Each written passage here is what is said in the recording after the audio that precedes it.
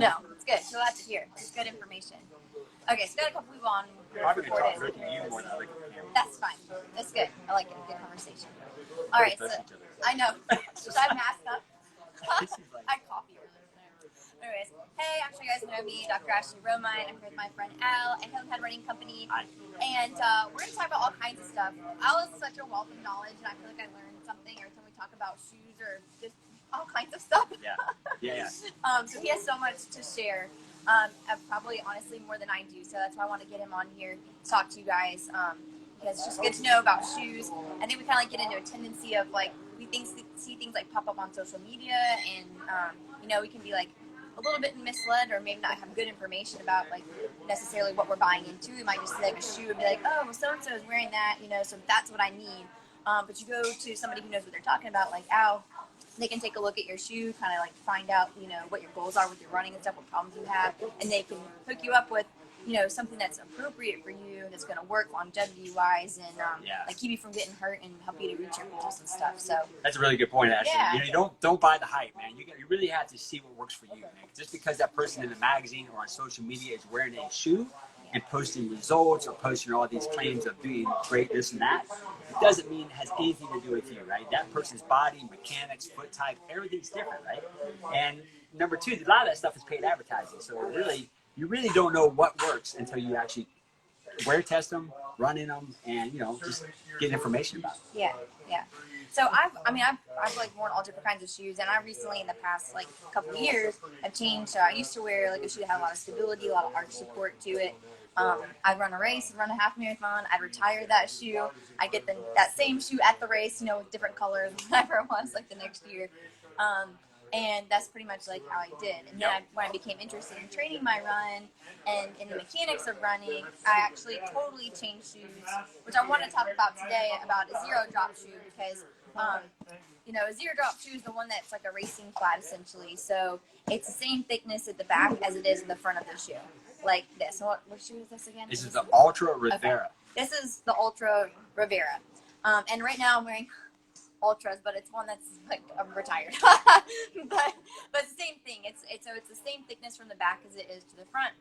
And when you're learning about running mechanics, and you're trying to talk about like barefoot running or minimalist running, the idea is that you have the same width at the back of the front, so it kind of mimics a more natural type run. And for me, what I'm interested in, as a physical therapist and running mechanics, is I want my foot and my lower legs to be able to do its job, basically the way that God made it to work, right? So I'm going to get a little bit nerdy science, and then I want you to go into get geeky on us. Yeah, I'm going to get a little bit weird, but I'm going to try to keep it simple. All right, so your foot is super cool because, and Al has a good moment here, enter right? prop number one. Enter prop number one, skeleton of the foot. But anyways, if you look at the foot up close, it has lots of little tiny, like I call them like little pebbles, but they're little bones in your foot. And when your foot is in a loose pack position, so think if if in the swing part of your run where your foot's not on the ground, you really want it to be nice and loosey-goosey. I kind of like compare it to your wrist. It's supposed to kind of like flop around through your swing. But when it hits the ground, the cool part about the foot is that when you get on your forefoot and your heel is up, these little bones will go into what's called a closed pack position. And a closed pack position basically sets up the foundation of your foot so you can push off of it, and that's what helps to propel you forward. And the way it gets into that position is, we're going to go start talking about soft tissue a little bit, but you have tendons that run on the outside of your shin bone, and they go through this little canal here up underneath your foot and attach more towards like the front of your foot. And you have the same kind of mechanism going on the inside part of the foot. So it goes down and attaches to the front foot. So you basically have like two straps of muscles that go down the sides of your shin bone and then crisscross at the bottom. It's like a natural hammock for your foot. So the only way that's engaged is when you get that weight up towards the front of your foot, it automatically sets up that sling kind of action for your foot, pulling it up, getting it into that closed pack position. And that's how you can run really naturally. So that's part of the benefit of having like a zero drop shoe and a shoe that has a lot of flexibility, is it'll allow you to use that natural mechanism that you have, like the carbon plate of your foot, right? So that'll help to like spring you forward naturally on your own that's what the zero drop shoe does. And especially, we kind of talked about this, about how like these ultra shoes are really made to be the shape of your foot. And that's important because when you get into that loose pack position, that's a position you're at when your foot hits the ground. And so you want to have room for your foot to splay, right? So you want that natural ability of your foot to be able to do that, conform to the ground. So your foot should conform, come up into that closed pack position, lift off, right? So it's really cool what your body will do. And if you have a shoe like this, you're nerding out right now, aren't you, too? I love it, man. Yeah. That was more explanation than I think I've heard in anything I've read or seen on anywhere. Well, I used to tutor biomechanics in grad school, so Yeah, there you go. I nerd out on this stuff. We just got her dissertation in about a nutshell here. Yeah, but it's just really cool. So a zero drop shoe will allow your body to go through that natural rhythm of your run.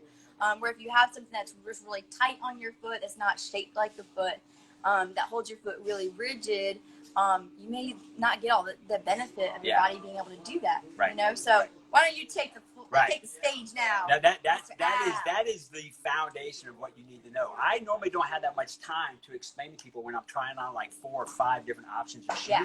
So when I break it down for them, it's really boils down to like 2 or 3 things, right? When I show them a zero drop shoe, this is that ultra line we've been talking about, right? Zero drop. We get into the geekiness of the geometry of the shoe. There's no offset. There's no elevation change from heel to toe, right? Just like when you're standing barefoot, there's no elevation change, right? So the second thing that Ultra does that's different than anyone else in the footwear market is that they shape a shoe like a foot, right? So you can see this natural contour of the shoe, right? Talking about that toe splay, right? So you look at this shoe and look at what you might call a traditional shoe. Which one of those looks like your foot, guys, right? It's pretty simple, right? You get that sits right in your brain. It's like, yeah, that makes common sense. I want my foot to sit in a shoe that's shaped like my foot. So when you put your foot into a shoe that comes more to a triangle, what is that going to do to your foot? When your foot sits in the shoe, it's going to stay in that position. So it might feel fine the first 5 minutes, right? But as you're increasingly on your feet, walking, jogging, whatever, your toes want to do that splay motion, right? This is inherently stable on the ground, right? This is inherently stable. This is not stable. It's just like if I could told you to drop and do a push-up. You would never put your hand on the ground and try to do a push-up like that. You would spread your hand on the ground and spread those fingers out. So you have a good stable platform. But secondly, and very importantly, to this foot shape of a shoe is that when your toes are able to splay open, it allows the fascia and the muscles of your foot to actually engage in that mechanic of walking. So what does that do? When you engage muscles, what do? They respond by getting stronger. They bow up, right? Mm-hmm. If you put your foot into a shoe that doesn't allow that, it's like a cast, right? So when your muscles and fascia are not allowed to work, they become weaker. And when they're weaker, they're susceptible to injuries like plantar fasciitis and other things with your foot. Or that numbing, the burning that may occur when you're on your foot for 20 or 30 minutes, right? Okay, so sounds like we're doing an Ultra commercial, but we're not. We're just talking about zero drop and foot shape, right? Those are the 2 benefits of Ultra shoes. But this shoe is not the bomb. It's not for everybody. It's just a shoe that you should know that's out there, and you might want to try on your foot just to see if it works for you. Now, the zero drop, I also think mechanically, when it comes to mechanics, is very important, right? Because it allows you to run more naturally. Yeah. What it does for me, it allows that proprioception, right? That signal. I love that word. You know why I love that word? Because I just learned how to say it. Yeah. So now I say it all the time. Proprioception, right? So it's that signal from your foot to your brain, let you know what angle your foot's on the ground, what's underneath your foot. All that information goes right to your head, so your body can make adjustments when you're running, right? Especially if you're running sloppy. If you're back on your heel, this shoe will immediately communicate to your brain that no, your heel's not a place where it wants to absorb stress, right? So get off the heel, get more midfoot, and now you can run more like you're barefoot. Right? Yeah, absolutely. So the shoe doesn't just make you run barefoot. You don't put the shoe on and all of a sudden you become this great, efficient runner. Absolutely. But it allows you easily become that runner. Yes. Yeah, you can feel what you're doing a little easier versus if you have a shoe that has a lot of padding to it and stuff like that. Yes. Or a lot of drop to it. Or just a big chunky heel.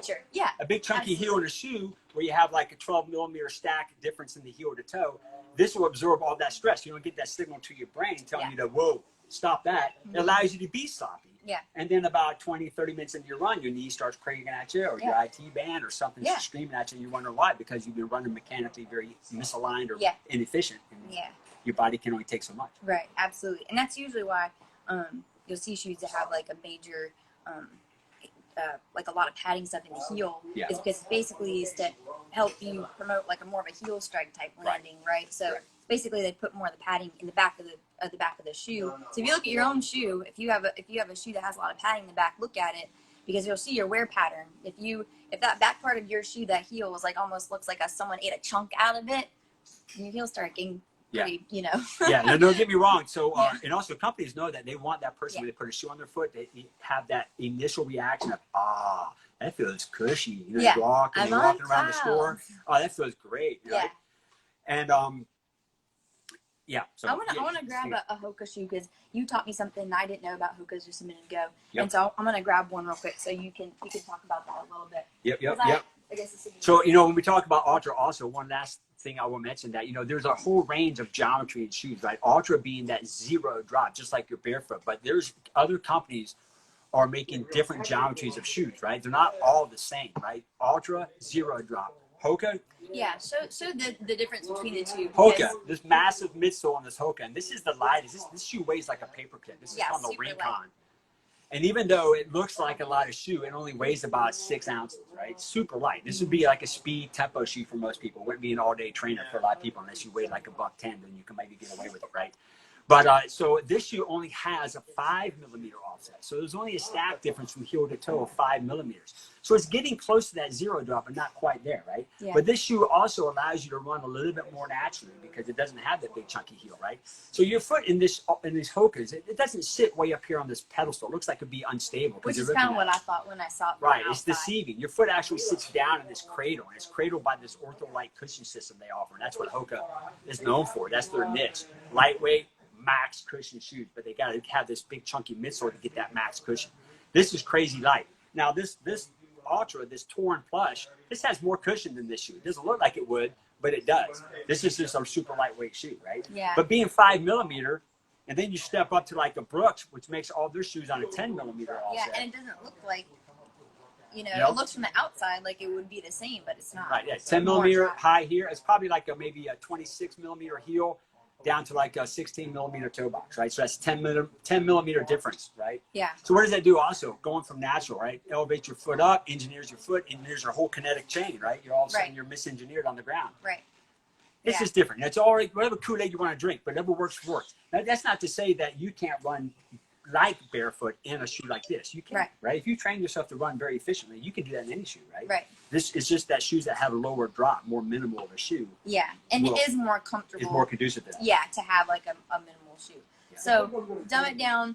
The higher the if you have a drop, the higher the drop, basically it means that the heel is up higher in the back and it goes down lower in the front. Right. That's what we're talking about when we're talking about drop. Right. Versus a 0 drop, everything is the same. From the front of your foot to the back of the foot, it all is level. And it can look kind of unlevel if you look at it from the outside. So you always want to make sure, usually it'll say on the box, right? It'll say the drop like point something or other. Rarely. Or it'll say, sometimes it says it on the shoe. But and you ask somebody. You ask somebody what drop it is. It's an easy Google search. And yeah, but you really can't tell from the outside of the shoe necessarily. Right. Some of them you can, like, I should hold this up. Yeah. From mine you can, because it literally looks just like a. Well, the good thing about Ultra, they're all 0 drop. They don't steer clear of that. All 0 drop, all foot So shape. when in doubt, if you're looking for a 0 drop, you know if you get an Ultra one, then you can. Yeah. And the Hokas are also a good option. And they're all 4 or 5 millimeter drop, right? So they're all going to stay. So in they're that pretty kind of minimal as far as drop goes. What do most people, if they're tending to see you guys, like shoot for like a Hoka, is it because they're like maybe having some like foot pain or something, or they just feel better like running with a more cushion in it, or what do you find most people want that for? Hokas just fit so many niches, man. It's just an awesome shoe too. They've got this is their lightest shoe, right? So this again would be like for me a speed shoe, right? It could be a trainer for maybe a high school student who weighs like $120 or something. Okay. But for me, it's a speed shoe. It's got a lot of cushion for for guys would be like maybe 8 ounces. This is a female shoe about 6 ounces, and that's really light for me. I'm like $170 on a good day.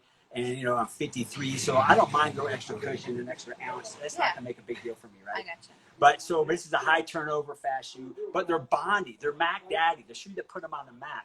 It's like strapping a Tempur-Pedic bed on your foot. It's nuts. So if you don't want to feel the ground, right? If you just want to go out, you're dealing with arthritis in your foot or your ankle, in your knee, in a shoe that will absorb or mitigate all the stress, right? I gotcha. Or if it's in my in my category, like, training for races here and there and trying to increase the volume of miles I do a week, That Hoka Bondi allows me to eke out maybe one more run a week because I can run in that shoe and recover so quickly because I'm just not taking much stress in that run. So it might maybe get an extra run a week in. Okay. And for me, that's worth it. You know, saves your foot a little bit. Saves my foot. It doesn't beat me up, and my knees, my joints don't feel beat up Right. because I run in that shoe. It's like I said, I just ran on a Tempur-Pedic bed, easy on the joints. So I might get an extra, 6-8 miles a week, which over a 4-month training plan, it might add up. It might factor in. Yeah, I can see the whole. Yeah, if you love to run, why not? I mean, I love to run, so I'm looking for anything that's going to increase my longevity or give me extra days of running. Yeah. You know? So, somebody was saying that they have like fibro issues, and would this be something that would maybe help with that? Like Thyroid or fibro? No, fibro, like fibromyalgia, like pain and stuff like that, like inflamed. But you were saying so that's kind of like an inflammatory condition that kind of like goes up and down, kind of like arthritis. Arthritis is an inflammatory condition that goes up and down. So it is helpful for people with their joints issues like that, where you have inflammation that can like impede. I would think that having a little bit more cushion and shock absorption might help the with Bondi like though, that. not this Rincon, but you want to look at the Hoka Bondi. It's called the Bondi 7 now. It's a 7 iteration of that shoe. That shoe again is the most cushioned shoe I know of, and that could potentially mitigate a lot of the stress that your body takes. Yeah, for sure. Good question. Yeah, man. Okay, cool. Again, it's really important that you just try them on. Another thing I would say is that sizing is so inconsistent nowadays that you're not going to be the same size across the board in every shoe and every brand. Even within brands, may not be the same sizing. Yeah, so it's important just to make sure you get the in, right fit. On. Now, real quick about that, the proper fit of a shoe, right? Your foot should sit in the shoe nice and relaxed, right? Not popping the end at all. You got a little bit of space, and you got a little space on the side, so your foot's just relaxed in the shoe. But secondly, as I mentioned before, hugely important for the proper fit of a shoe to allow those toes to splay open. So you want to have not only room, but room for your toes to splay open because you have to think about how your foot's going to feel 20 minutes in. Because your foot's going to grow when you're on your feet. I don't care if you're at a farmer's market or if you're out running for 5 miles. Yeah. Your foot wants to splay open and wants to grow when you're on your feet. Yeah. So the shoe has to accommodate that if you want it to be comfortable. Yeah.